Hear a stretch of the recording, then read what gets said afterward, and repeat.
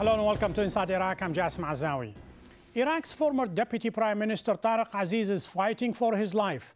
An Iraqi court is trying him on multiple charges of murder. If proven guilty, he could face the gallows, as did his former boss, Saddam Hussein. Aziz says he's innocent. He claims he was targeted in the past, back in 1980, when current Prime Minister Nouri al-Maliki and his people tried to kill him.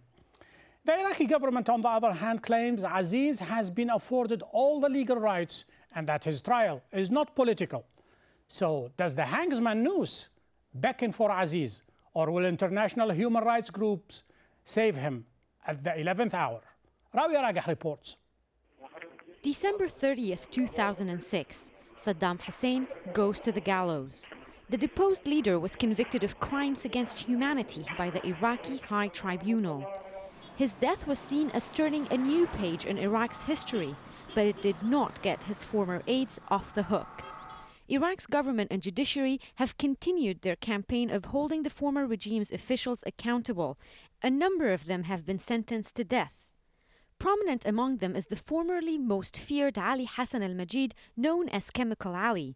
He was handed the death penalty for his involvement in attacks on Iraqi Kurds. His execution has been delayed due to legal wrangling. We were deprived and isolated outside of Iraq, and we could not really do our job. It was already been clear that trial in the jail was to execute the president of Iraq and his colleagues. Human rights groups have criticized the proceedings of the Iraqi High Tribunal, at times saying the legal procedures have been flawed, with speed overtaking due process. For their part, Iraqi officials have staunchly defended the tribunal. But the case of Taha Yassin Ramadan, a former vice president, for example, has put the tribunal's credibility in question. Initially receiving a life sentence, his verdict was overturned and he was executed in March 2007. There is no legal reasoning for all this political execution. I call it political execution to a former official, governmental officials during the occupation. The latest case currently before the tribunal is that of Tariq Aziz, the international face of Saddam Hussein's regime. The former foreign minister is facing charges linked to the execution of 42 merchants in 1992. His first court appearance last month didn't even include his defense team. A number of other key ranking Ba'ath officials are in custody and could face trial. They include the army commander during Iraq's invasion of Kuwait, as well as Saddam's only surviving son-in-law. However, fast-track trials with disputed legal procedures could undermine Iraq's legal process, something which could compromise the kind of open sovereignty that was hoped to replace the days of Saddam Hussein. Rawi Ragah for Inside Iraq. To examine what the future holds for the former Iraqi Deputy Prime Minister Tariq Aziz, I'm delighted to welcome from Amman his daughter, Zainab Tariq Aziz, and from Baghdad, Arif Shaheen, head of the Iraqi High Tribunal, and from Rabat, Morocco, spokesman of Human Rights Watch, Abdurrahim Sabr. Welcome to Inside Iraq.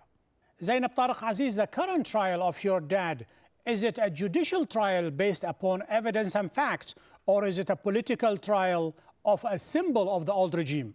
The trial speaks for itself. This trial is about an internal affair, and my father has served all his life and served Iraq in matters concerning foreign affairs and diplomatic affairs. So I believe that he has nothing to do with this trial or the killings of these merchants. Arif Shaheen, you heard Zainab. These charges have absolutely nothing to do with Tariq Aziz. So why are you trying him?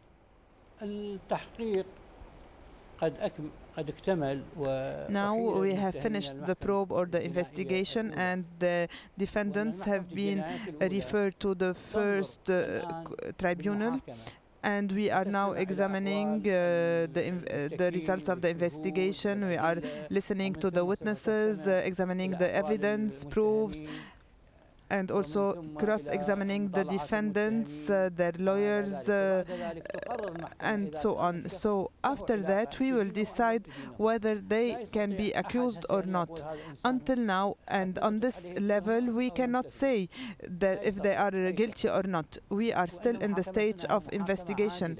Our trial is a fair and just one, and at the end, the chamber and the judges from the first tribunal will reach a sentence, and they will decide whether they are guilty or not. Abdurrahim Saber, it is almost inevitable for people to compare the two trials, Tariq Aziz's as well as Saddam Hussein. Many international legal organizations had tremendous criticism about what happened to the old president. Are you worried that Tariq Aziz might not be afforded the same legal protection? Well, let me first state that we don't believe that anyone is above the law. In the meantime, we have concerns.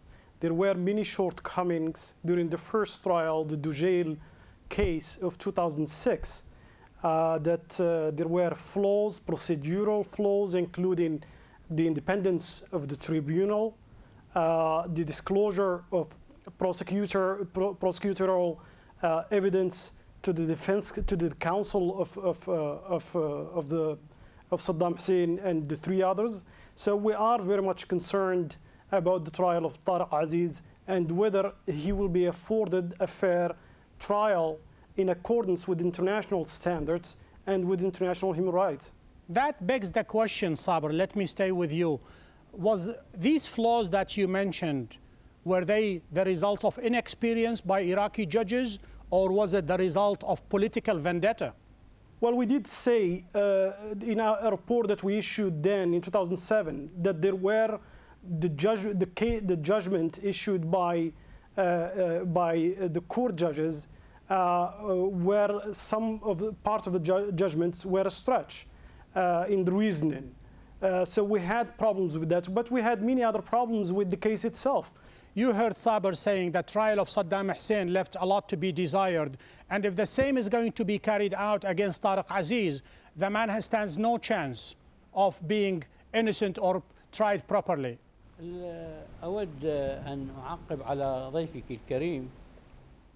In response to what your guest said, the trial of Saddam Hussein in the judicial case or the other one,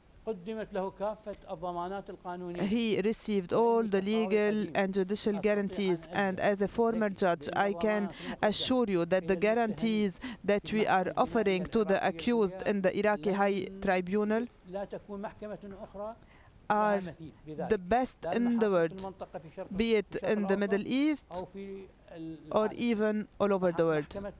Our tribunal has endorsed the codes of procedure, and we are offering all the legal guarantees.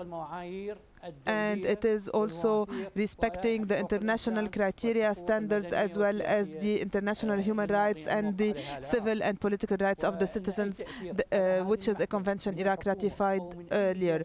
Any impact or influence from the government or other parties on the tribunal is totally baseless.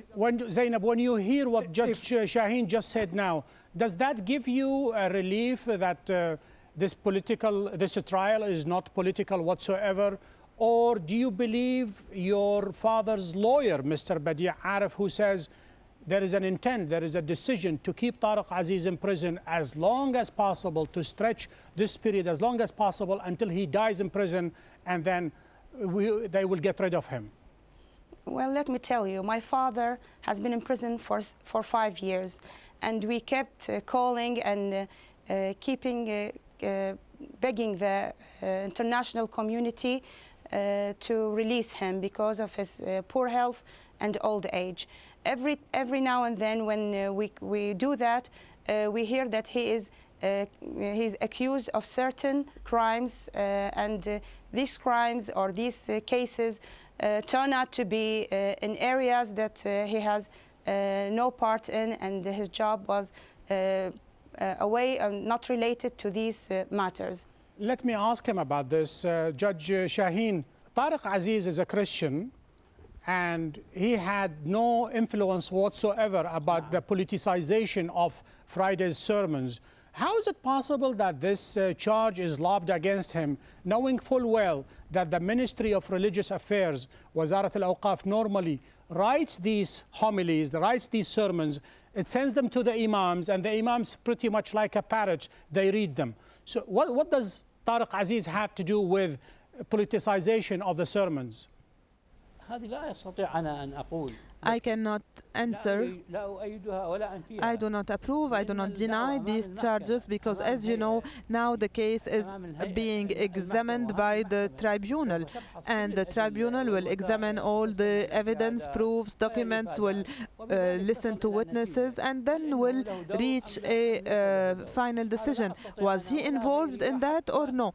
I cannot have a say in this, and not even the judge who is still examining the course cannot also have a say in this trial.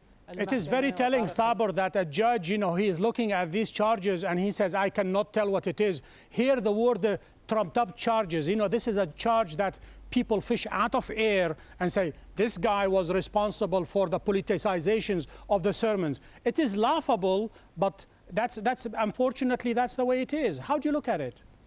Judge Shaheen talked about the independence of the tribunal.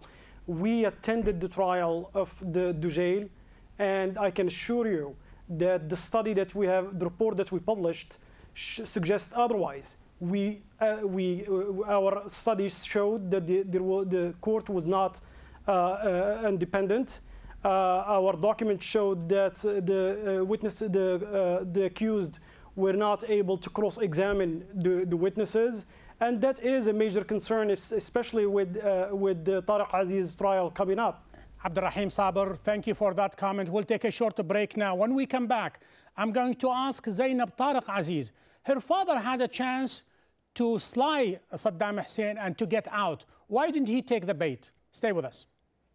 I urged followers of the ousted regime to reconsider their stance, as the door is still open to anyone who has no innocent blood on his hands to help in rebuilding an Iraq for all Iraqis. Nouri al-Maliki, Iraqi Prime Minister.